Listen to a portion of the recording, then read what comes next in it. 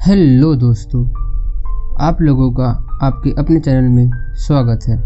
आज हम जिस मूवी को लेकर आए हैं उसका नाम है द इमिटेशन गेम। ये फिल्म 2014 में आई थी। ये एक वॉर ड्रामा फिल्म है। ये एक ट्रू स्टोरी पे बेस्ड कहानी है। इस फिल्म में हम सबके प्यारे डॉक्टर स्ट्रेंज हैं, जिन्होंने एलन ट्यूरिंग के नाम का कैरेक्टर निभाया है। तो चलिए मूवी शुरू करते हैं। फिल्म स्टार्ट होती है 1951 मैनचेस्टर इंग्लैंड से और हमें ये दिखाया जाता है कि एलन जेल में बंद होता है। कहानी फ्लैशबैक में मूव होती है। फिर हम सीक्रेट इंटेलिजेंस कंट्रोल रूम में सुनते हैं कि एलन ट्यूरिंग के घर में चोरी हुई है। 2 पुलिस ऑफिसर्स के घर जाते हैं। ऑफिसर उनसे रात की हुई चोरी के बारे में पूछते हैं, पर वो कुछ नहीं बताता। वो अपने काम में लगा रहता है और ऑफिसर को वहाँ से जाने के लिए कहता है। उनमें से एक ऑफिसर को उस पर थोड़ा शक होता है। उसे लगता है कि एलन कुछ छिपाने की कोशिश कर रहा है। फिर कहानी 12 साल पहले 1939 में शिफ्ट होती है। इस समय दूसरा विश्व युद्ध शुरू हो चुका था। जर्मन और यूएस अलाइज के बीच युद्ध हो रहा था। इस युद्ध में इंग्लैंड यूएस का साथ दे रहा था। फिर हम एलन को देखते हैं, जो कि एक ड्यूरी फैक्ट्री में जाता है। असल में वो एक इंग्लैंड नेवी का कमांडिंग सेंटर होता है। वहाँ पर एक कमांडर उससे उसके बारे में पूछता है। एलन बताता है कि वो एक मैथमेटिशियन है। असल में कमांडर एक जीनियस लोगों की टीम बना रहा था, जिसका काम था कि एक मशीन एनिग्मा के कोड को डिकोड करना। एनिग्मा एक ऐसी मशीन होती है जिसके ज़रिए मैसेज की कोडिंग करके भेजा जाता था। ये मैसेज केवल भेजने वाला और उसको प्राप्त करने वाला ही समझ सकता था। दूसरे लोगों को ये मैसेज समझना इम्पॉसिबल था जब तक कि वो उसे डिकोड न कर सकें। जर्मन इसका यूज़ वॉर में लगातार कर रहे थे और लोगों का ये मानना था कि एनिग्मा के कोड को डिकोड करना इम्पॉसिबल है। कमांडर एलन को बाकी टीम मेंबर से मिलवाता है। एलन बोलता है कि उसे अकेले काम करना पसंद है, पर एक ऑफिसर जो कि MI6 से होता है कहता है कि अगर तुम टीम के साथ काम नहीं कर सकते तो तुम काम ही नहीं कर सकते। फिर एलन मान जाता है।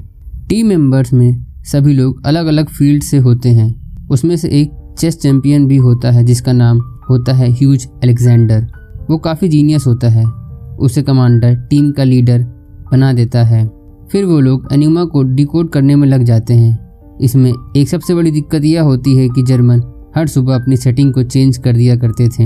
हमें ये दिखाया जाता है कि बाकी टीम मेंबर्स एक साथ काम कर रहे होते हैं, पर एलन अलग काम कर रहा होता है। टीम मेंबर्स के पूछने पर एलन उनको बताता है कि वो एक ऐसी मशीन बना रहा होता है जो कि एनिग्मा के कोड को तुरंत डिकोड कर सके। नेक्स्ट सीन में हम देखते हैं कि एलन कमांडर से मिलने आता है। वो कमांडर को बताता है कि उसे 85 लाख रुपए चाहिए मशीन बनाने के लिए। कमांडर उसे मना कर देता है। कमांडर कहता है कि यहाँ पर रहना है तो तुम्हें डिसिप्लिन में रहना होगा और अपने कमांडर की बात माननी होगी। तो इस पर एलन उनके कमांडर का नाम पूछता है, तो वो उसको उनका नाम और एड्रेस बता देता है, जो कि उस समय के इंग्लैंड के PM चर्चिल होते हैं। फिर एलन चर्चिल को एक लेटर लिखता है और उनको एनिग्मा और अपनी मशीन के बारे में बता देता है। वो उनसे 85 लाख रुपए के लिए भी रिक्वेस्ट करता है। उसकी रिक्वेस्ट एक्सेप्ट कर ली जाती है और उसे टीम का इंचार्ज भी बना दिया जाता है। एलन को अपने मशीन में हेल्प के लिए कुछ और जीनियस माइंड की ज़रूरत होती है। इसके लिए वो एक पजल सॉल्व करने का कंपटीशन रखता है।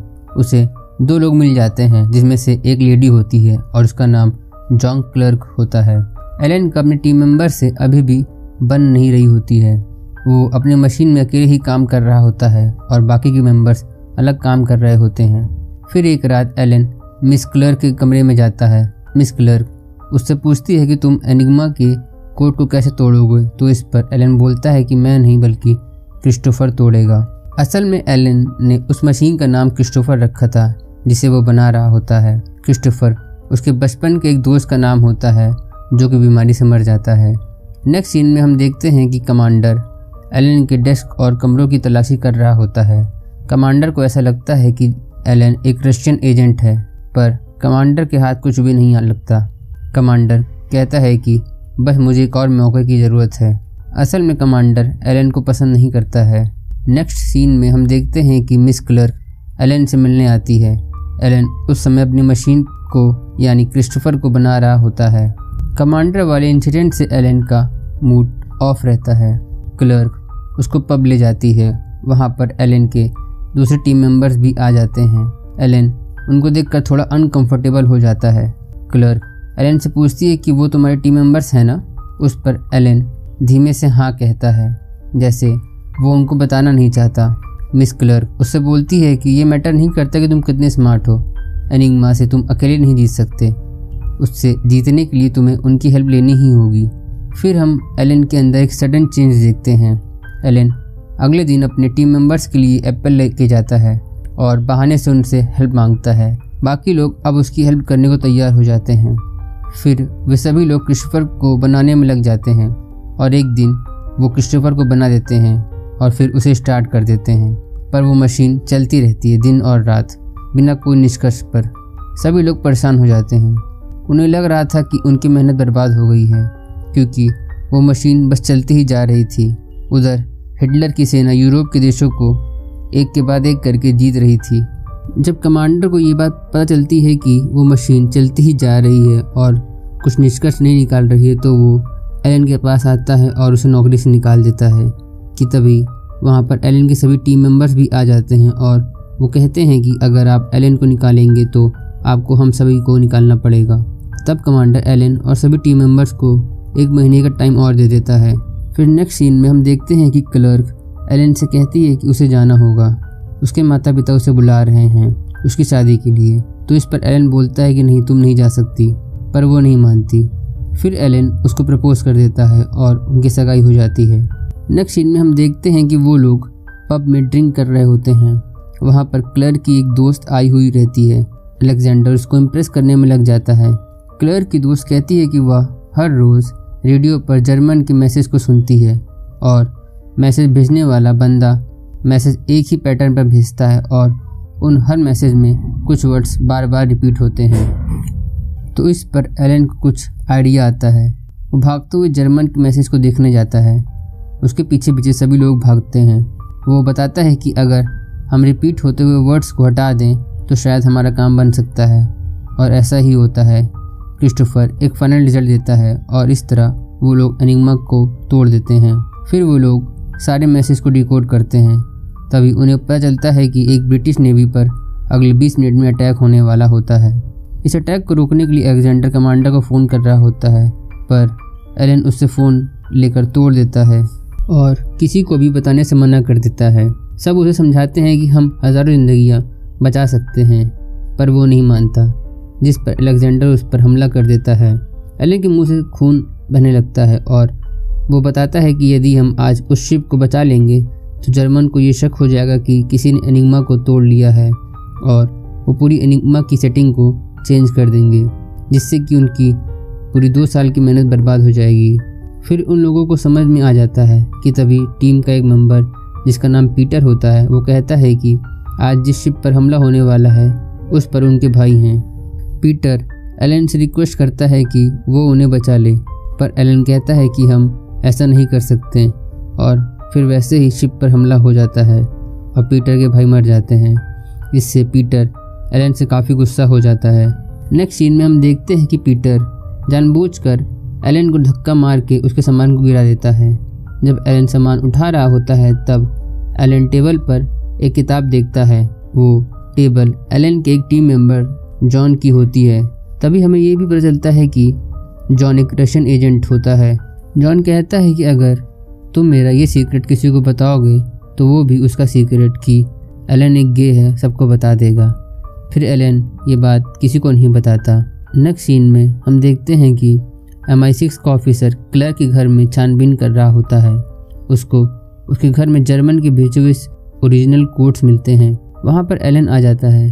ऑफिसर एलन से कहता है कि क्लर्क एक रशियन एजेंट है, तो इस पर एलन कहता है कि नहीं, वो नहीं है बल्कि जॉन है, और ये कोड मैंने उसे तब दिया था जब हम एनिग्मा को तोड़ने की कोशिश कर रहे थे। तभी ऑफिसर कहता है कि हाँ मुझे पता है, और काश वो एजेंट तुम होते। असल में MI6 का वो ऑफिसर भी एक रशियन एजेंट होता है और उसी ने ही जॉन को टीम में शामिल किया था। तब से एलन काफ़ी डर जाता है। उसे लगता है कि हर समय कोई उसका पीछा कर रहा है। उसे क्लर्क की काफ़ी चिंता होती है। उसे लगता है कि उसे और क्लर्क को कभी भी कोई भी फंसा सकता है, इसलिए वो क्लर्क से अपना रिश्ता तोड़ देता है और उसे वहाँ से जाने के लिए कहता है, पर क्लर्क नहीं मानती। जब एलन देखता है कि क्लर्क उसकी बात नहीं मान रही है तो वो कहता है कि उसने उसे केवल एनिग्मा मशीन तोड़ने के लिए यूज़ किया है, वो काम हो गया है और वो वहाँ से अब जा सकती है। इस पर क्लर्क काफ़ी गुस्सा हो जाती है और एलन को एक तमाचा मारती है, पर वो अब भी वहाँ से जाने से मना कर देती है। वो और पूरे 2 साल और चलती है। उसके बाद यूएस अलाइस और इंग्लैंड की जीत हो जाती है। फिर MI6 का वो ऑफिसर उन सब को वहाँ से जाने के लिए कहता है। जाने से पहले उन लोगों को एनिग्मा और क्रिस्टोफर के सारे सबूत और डॉक्यूमेंट्स को जलाने के बारे में कहता है, जैसे वो कभी एग्जिस्ट ही नहीं करते थे। देन कहानी प्रेजेंट डे पर शिफ्ट होती है और एलन को गे होने के लिए गिरफ्तार कर लिया जाता है। उसे 2 साल की जेल या हार्मोनल चेंज थेरेपी में से एक चुनना होता है, तो वो थेरेपी को चुनता है। पर इस थेरेपी के दौरान उसका अपनी बॉडी पर कंट्रोल नहीं रहता। वो अनस्टेबल हो जाता है, उसका हाथ कांपता रहता था, इससे उसे काफ़ी दर्द होता था और इसी तरह एक दिन वो अपने घर में सुसाइड कर लेता है। ये एक सच्ची कहानी है। फिल्म के लास्ट में हमें ये बताया जाता है कि ये सीक्रेट 50 सालों तक दुनिया से छिपा कर रखा गया था कि एलन ट्यूरिंग नाम के शख्स ने एनिग्मा मशीन के कोड को तोड़ दिया था और वर्ल्ड वॉर सेकेंड में इसी के चलते ब्रिटिश को जीत मिली थी। एनिग्मा को तोड़ने की वजह से 14 मिलियन लोगों की जान बचाई जा सकी थी। ये एक सच्ची कहानी है। ये कहानी हमें आपको बहुत कुछ सिखाती है। और फिल्म में एक डायलॉग है जिसमें एलन कहता है कि कई बार लोग जिन्हें काबिल नहीं समझते वो लोग कुछ ऐसा कर जाते हैं जो कोई भी नहीं कर सकता, और ये बात बिल्कुल सच है। ये डायलॉग अपने आप में एक लर्निंग है और उम्मीद करता हूँ कि आप सब इसकी गहराई को समझ रहे होंगे। तो आपको आज की हमारी ये कोशिश कैसी लगी इसको कमेंट बॉक्स में ज़रूर बताइएगा और चैनल को सब्सक्राइब करिएगा।